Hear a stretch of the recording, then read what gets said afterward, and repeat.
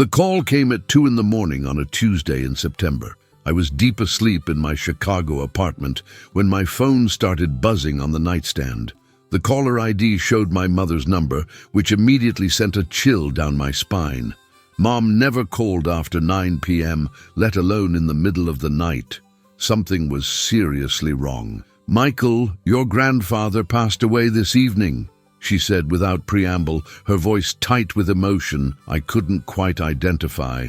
Grief, certainly, but something else too, something that sounded almost like anxiety. "The funeral is Saturday. You need to come home." I hadn't seen Grandpa Joe in almost 3 years, not since my last obligatory Christmas visit to the family ranch in Montana. At 45, I'd built a successful life as a financial advisor in the city, far from the dust and cattle that had defined my childhood summers. The ranch felt like another world, one I'd gladly left behind for the sophistication and opportunities of urban life. But as I hung up the phone and stared at the ceiling of my downtown condo, memories came flooding back. Grandpa teaching me to ride when I was 7, his weathered hands guiding mine on the reins. The smell of hay and leather in the barn, the way he'd look out over his 12,000 acres every morning with his coffee like he was checking on old friends. He'd built that ranch from nothing, turning a struggling homestead into one of the most successful cattle operations in 3 counties. "He was asking for you at the end," Mom had said before hanging up. "He kept saying your name." I couldn't understand why. We'd grown apart over the years, our conversations reduced to polite small talk during holiday visits. I was the grandson who'd chosen spreadsheets over saddles, who'd disappointed him by leaving the land for the city. Or so I thought. The flight from Chicago to Billings gave me 4 hours to think about Grandpa Joe and the complicated relationship we'd had. He was a man of few words but strong opinions, someone who believed that character was measured by how hard you worked and how well you kept your promises. My father had always seemed to fall short of those standards, though I'd never understood exactly why. Dad had run the day-to-day operations of the ranch for the past 15 years, ever since Grandpa's arthritis made it difficult for him to spend long days in the saddle. It was an arrangement that worked, mostly, though there were tensions I'd noticed during my visits, disagreements about modernizing equipment, expanding operations, or changing long-established routines. Grandpa was old school, Dad was more willing to embrace new methods. The ranch looked exactly the same as I remembered when I pulled my rental car up the long gravel driveway. The main house was a sprawling log structure that Grandpa had built himself in the 1960s with a wraparound porch that offered views of the rolling pastureland stretching to the horizon. The barn and outbuildings were well maintained, painted red with white trim, everything neat and orderly in the way that spoke of pride and attention to detail. Mom met me at the front door with a hug that lasted longer than usual. She looked older than I remembered, more fragile somehow, though she was only 68. "I'm glad you're here," she said, and I could hear the relief in her voice. "Your father's been difficult since yesterday. The stress of losing his dad, I suppose." Dad was in the kitchen when I walked in, sitting at the same oak table where I'd eaten countless meals as a child. He looked up when I entered, and I was struck by how much he'd aged. His hair was completely gray now, his face lined with wrinkles that spoke of too many years squinting into the sun. But it was his eyes that caught my attention. They held an expression I'd never seen before, something that looked almost like fear. The funeral was held at the Methodist church in town, a small white building that had served the community for over a century. It seemed like half the county was there, ranchers and farmers and business owners who'd known Grandpa Joe for decades. The pastor spoke about his integrity, his generosity to neighbors in need, his love for the land and the animals under his care. I gave a brief eulogy, talking about the summers I'd spent on the ranch as a child, the lessons Grandpa had taught me about responsibility and hard work. But even as I spoke the words, I felt disconnected from them, like I was talking about someone else's memories. The truth was, I'd spent most of my adult life trying to forget those lessons, trying to become someone different from the man Grandpa had hoped I'd be. After the service, we gathered at the ranch for a reception, the house filled with people sharing stories and offering condolences. I found myself standing in Grandpa's study, looking at the walls covered with photographs spanning 7 decades of ranch life. Pictures of cattle drives and roundups, of prize-winning bulls and successful harvests. In many of the older photos, I could see a younger version of my father working alongside Grandpa, both of them smiling with the satisfaction of men who loved their work. But I also noticed something else in those pictures. As the years progressed, Dad appeared less frequently in the photos. The smiles became more forced, the body language more distant. It was subtle, but once I saw it, I couldn't unsee it. Something had changed between them, some rift that had grown wider over time. Mrs. Henderson, Grandpa's longtime housekeeper, approached me as I studied the photographs. She was a small woman in her 70s who'd worked for the family for over 30 years. "Your grandfather talked about you a lot, especially these last few months," she said quietly. "He was proud of what you'd accomplished in the city, even if he didn't always show it. He understood why you had to leave." The will reading was scheduled for Monday morning at the office of Grandpa's longtime attorney, Harold Brennan. The law firm occupied a modest building on Main Street, the kind of place that had probably looked the same for 50 years. Mr. Brennan was a thin man with kind eyes who'd handled the family's legal affairs since before I was born. Mom, Dad, and I sat in leather chairs facing his desk, the atmosphere heavy with anticipation and grief. I assumed the meeting was mostly a formality. Everyone knew that Dad would inherit the ranch. He'd been running it for years, had devoted his entire adult life to building it alongside Grandpa. There might be some provisions for Mom's care, maybe a small bequest for me, but the bulk of the estate would obviously go to the son who'd stayed and worked the land. Mr. Brennan cleared his throat and began reading from the document in front of him. The first part covered the expected items: charitable donations, personal effects, arrangements for Mum's financial security. Then he reached the main provision, and his words changed everything I thought I knew about my family. "To my grandson, Michael James Patterson, I leave the entirety of Heritage Ranch, all 12,000 acres of land, the main residence, all outbuildings, equipment, livestock, and associated assets, along with all bank accounts and investment portfolios related to the ranch operations." The words seemed to echo in the small office. I felt my chest tighten, my breathing become shallow. This had to be some kind of mistake. But Mr. Brennan continued reading, and what came next was even more shocking. "To my son, Robert Patterson, I leave the sum of $50,000 and my personal effects, with the understanding that his choices over the past 20 years have demonstrated that he cannot be trusted with the legacy I have spent my lifetime building." The silence in the room was deafening.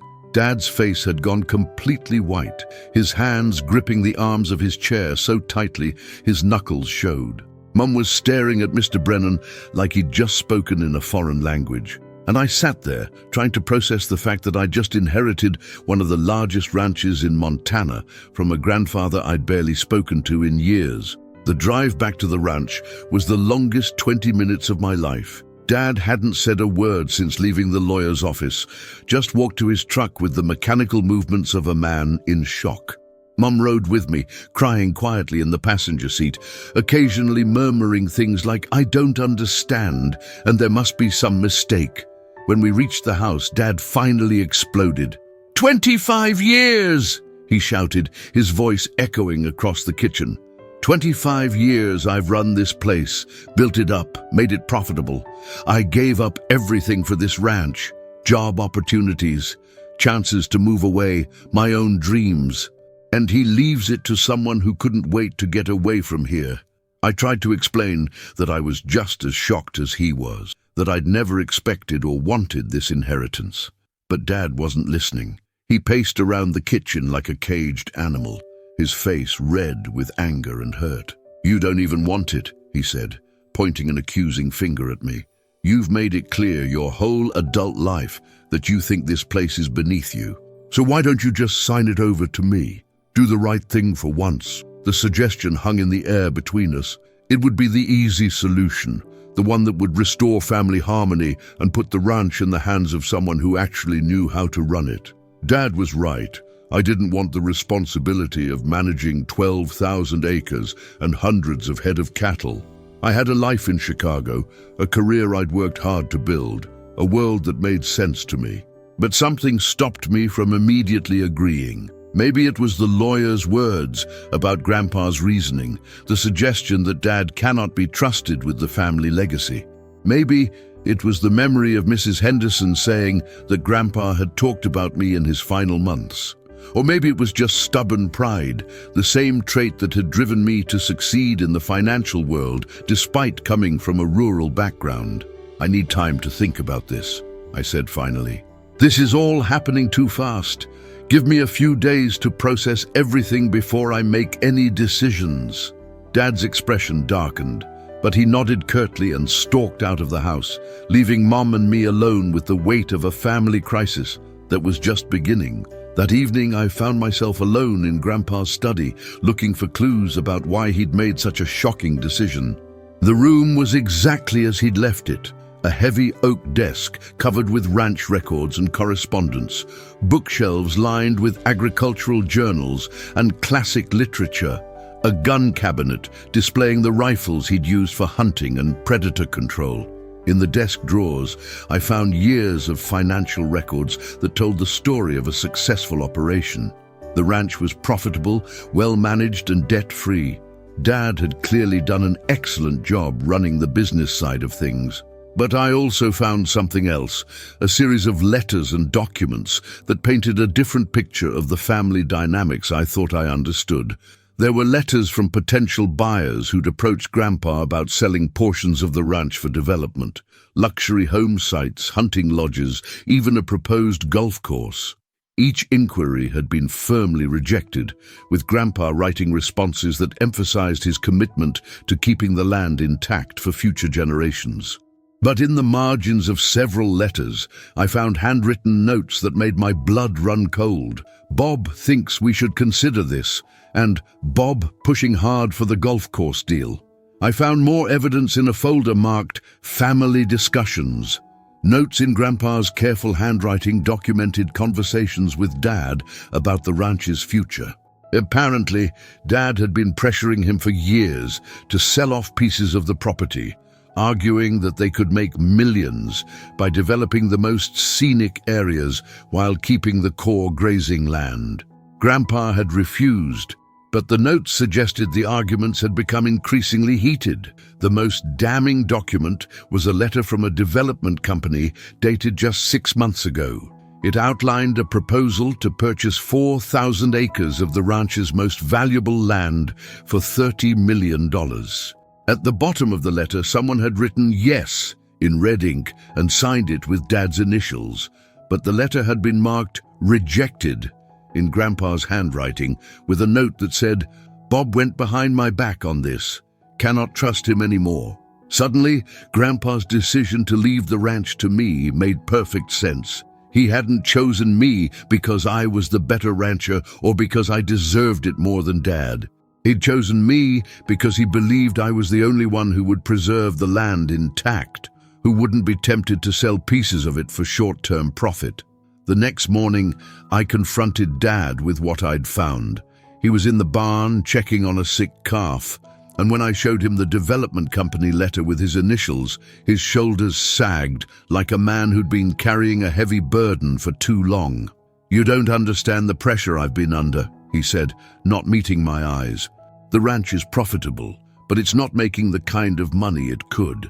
We're sitting on land worth hundreds of millions of dollars, and your grandfather refused to even consider developing any of it. Meanwhile, I'm working 16-hour days for what amounts to a hired hand's salary." I asked him about the golf course proposal, the luxury home sites, all the opportunities he'd apparently been pursuing behind Grandpa's back. Dad's face flushed with anger and embarrassment. "I wasn't going behind his back," he insisted. "I was trying to secure our family's financial future. Do you know what it's like to watch your neighbors become millionaires by selling their land while you're still scraping by on cattle prices that barely cover expenses?" The conversation grew heated quickly.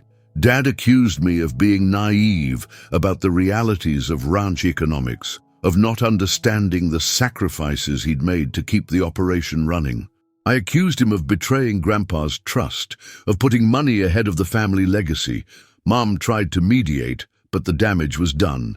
25 years of resentment and disappointment came pouring out in angry words that couldn't be taken back. "You want to know the truth?" Dad finally shouted. "Your grandfather never respected me. Nothing I did was ever good enough. I increased profits by 40% over 15 years, modernized every system on this ranch, built relationships with buyers that guaranteed premium prices for our cattle. But because I suggested we could make smart use of some of our land assets, suddenly I'm the villain." He paused, breathing heavily, then delivered the words that would haunt me. "He left the ranch to you not because you deserve it, but because he knew it would hurt me the most. It was his final way of telling me I was a failure as a son." That night, I couldn't sleep. Dad's words kept echoing in my mind, and I found myself questioning everything I thought I knew about the situation. Was Grandpa really the principled man I remembered? Or had he been petty and vindictive in his final years? Had Dad's ideas about developing the ranch actually been reasonable business decisions rather than betrayals of the family legacy? I decided to visit Mrs. Henderson, who lived in a small house on the edge of town. If anyone knew the truth about what had happened between Grandpa and Dad, it would be her. She'd been present for countless family meals and conversations over the past 30 years, a quiet observer of all the family dynamics.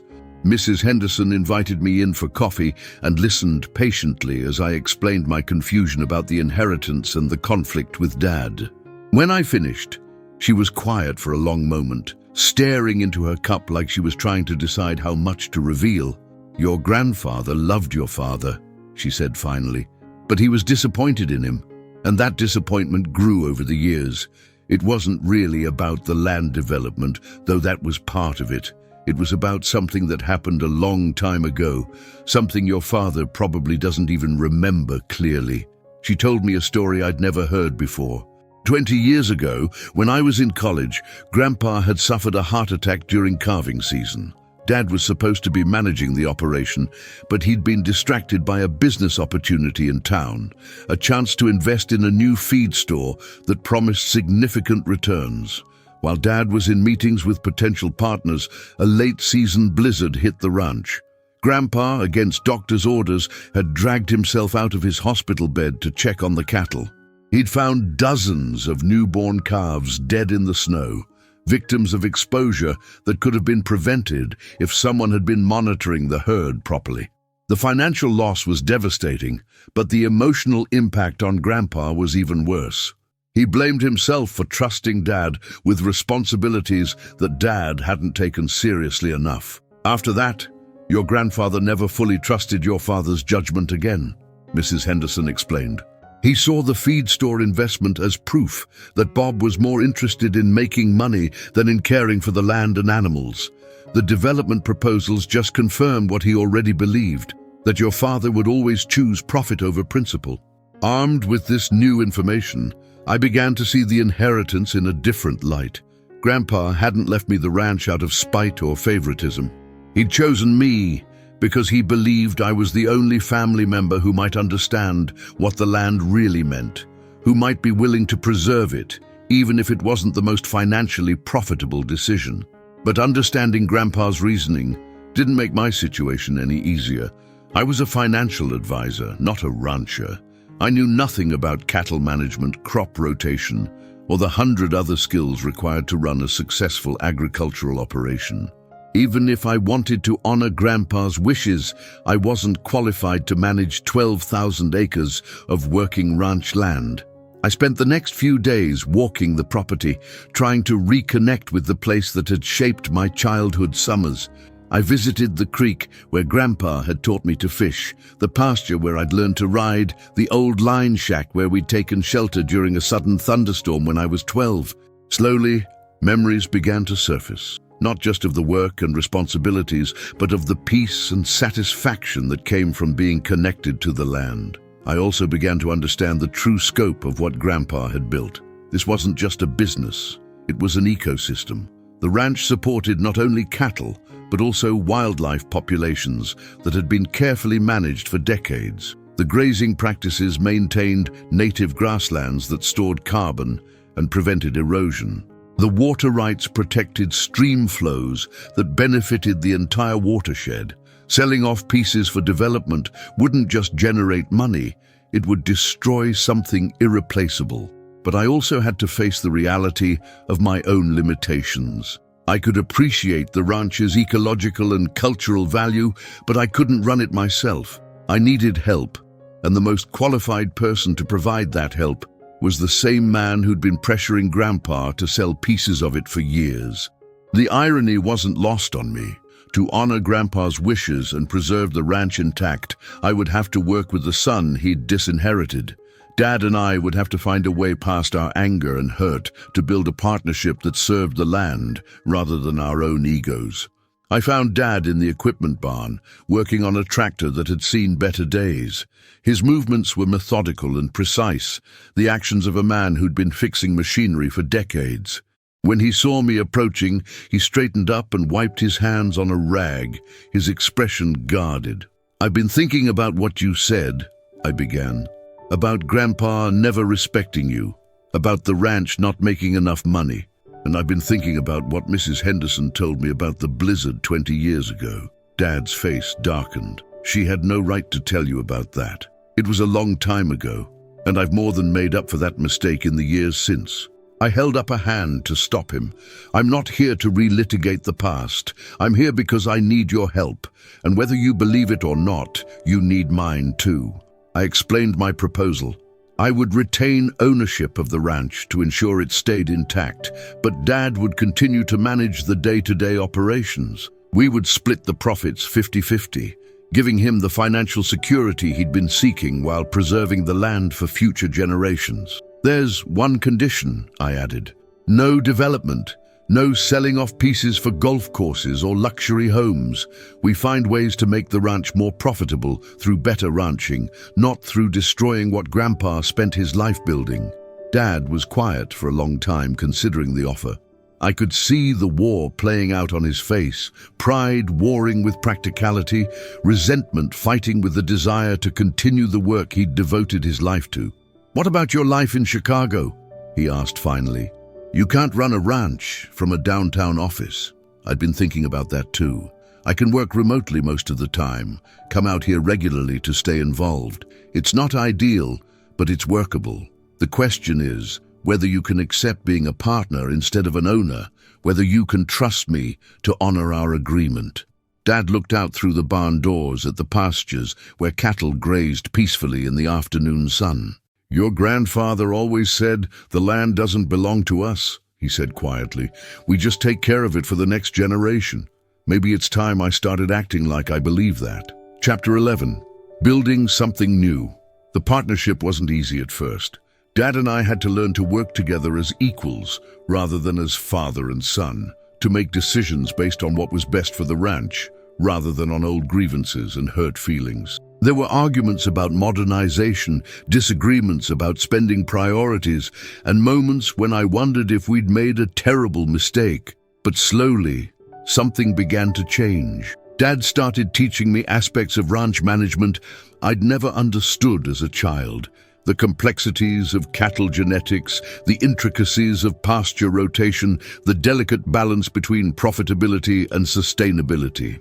I brought my financial expertise to bear on the business side, finding ways to reduce costs and increase efficiency without compromising the operation's core values.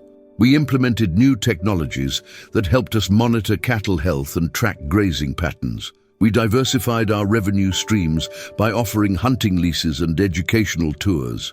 We even started a small direct-to-consumer beef program that commanded premium prices from customers who valued knowing where their food came from. Most importantly, we began to rebuild our relationship.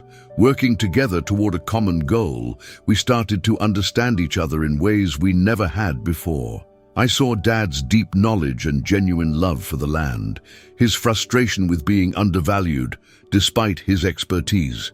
He saw my respect for Grandpa's legacy and my commitment to preserving something larger than myself.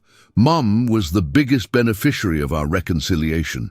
The stress of the family conflict had been wearing on her, and seeing her husband and son working together again brought her visible relief. She started spending more time at the ranch, helping with the business side and serving as a bridge between Dad's practical knowledge and my outside perspective. The ranch began to thrive in ways it never had before. Profits increased, but more importantly, we were building something sustainable. An operation that honored the past while adapting to the future, that generated income while preserving the land's ecological integrity. Chapter 12. Full Circle. 2 years after Grandpa's death, I found myself standing in the same spot where he used to drink his morning coffee, looking out over the 12,000 acres that had become my responsibility. The view was exactly the same. Rolling grassland stretching to the horizon, cattle grazing peacefully in the distance, the mountains rising majestically beyond the far pastures. But everything else had changed. The ranch was more profitable than it had ever been, generating income through diversified enterprises that complemented rather than competed with traditional ranching. Dad and I had developed a working relationship built on mutual respect and shared goals. Most importantly, we'd found a way to honor Grandpa's legacy while building something new and sustainable for the future. I'd also changed in ways I never expected. The city boy who'd inherited a ranch he didn't want had become someone who understood the deep satisfaction of working with the land, of being part of something larger and more enduring than any individual life. I still maintained my financial advisory practice, but I'd restructured it to allow for regular time on the ranch. The work felt more meaningful now, grounded in something real and tangible. Dad had changed too.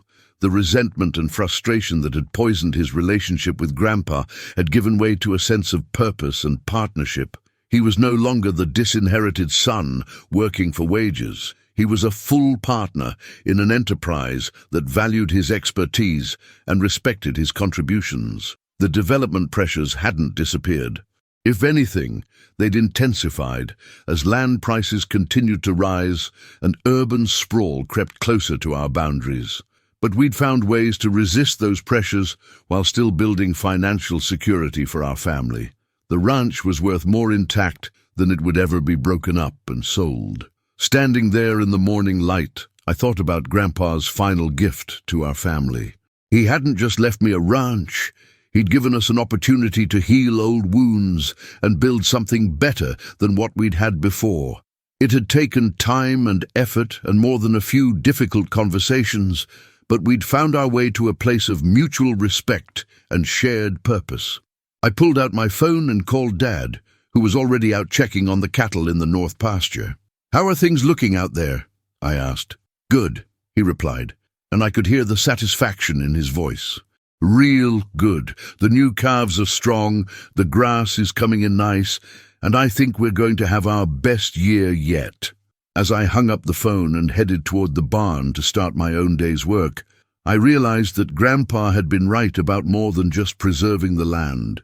He'd understood that sometimes the best way to bring a family together is to give them something bigger than themselves to care for, something that requires them to work together despite their differences. The ranch had taught us all lessons we couldn't have learned any other way, about responsibility and stewardship, about the difference between ownership and partnership, about what it really means to leave a legacy worth preserving. Thank you for listening to my story. It's been 2 years since that shocking will reading, and I'm still learning what it means to be a steward of this land. If you're out there listening to this, I'd love to know where you're hearing it from, what corner of the world you call home, and whether you've ever had to choose between family expectations and doing what you believed was right. Please consider subscribing to the channel if this story resonated with you. Sometimes the most important inheritances aren't the ones we expect, and sometimes the best way to honor the past is to have the courage to build something new.